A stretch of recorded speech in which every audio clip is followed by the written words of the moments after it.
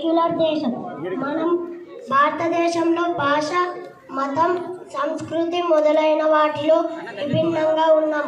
ఇన్ని తేడాలు ఉన్నప్పటికీ మన మధ్య అసాధారణమైన ఏకత్వ భావన ఉంది. అందుకే భారతదేశం భిన్నత్వంలో ఏకత్వాన్ని ప్రదర్శించే దేశంగా ప్రపంచం ముందు ప్రదర్శించబడుతుంది.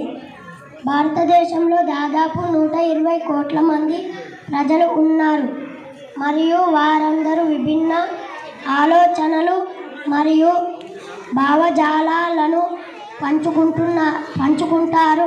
భారతదేశ స్వాతంత్రం కోసం జరిగిన స్వాతంత్ర పోరాటం మన దేశం యొక్క భిన్నత్వంలో ఏకత్వాన్ని చూపడానికి సరితూగుతుంది. మన జాతి విముక్తి కోసం వివిధ మత మరియు సాంస్కృతిక విశ్వాసాలకు చెందిన ప్రజలు ఐక్యంగా ఉద్యమాలలో పోరాడారు. భారతదేశం ప్రపంచంలోని అతిపెద్ద దేశాలలో ఒకటి మరియు వివిధ మతాలను విశ్వసించే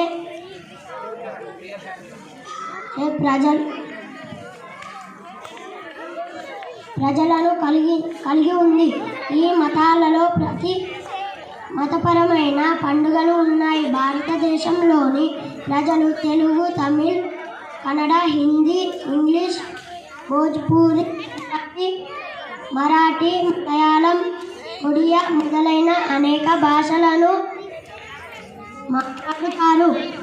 ఇన్ని వైవిధ్యాలు ఉన్నప్పటికీ ప్రతి ఒక్కరూ దేశం పట్ల బలమైన ప్రేమతో భారతదేశంలో నివసిస్తున్నారు. ఈ ప్రేమ మనుషుల్ని కలుపుతుంది. ఈ ప్రజల మధ్య ఐక్యత తీసుకురావడం అంత తేలికైన విషయం కాదు. కానీ భారతదేశ ప్రజలను ఏకం చేయడంలో జాతీయవాదం మరియు దేశభక్తి కీలక పాత్ర పోషిస్తాయి. భిన్నత్వంలో ఏకత్వం ఒక దేశం యొక్క సామరస్యాన్ని, శాంతిని మరియు దేశం యొక్క బలాన్ని చూపుతుంది.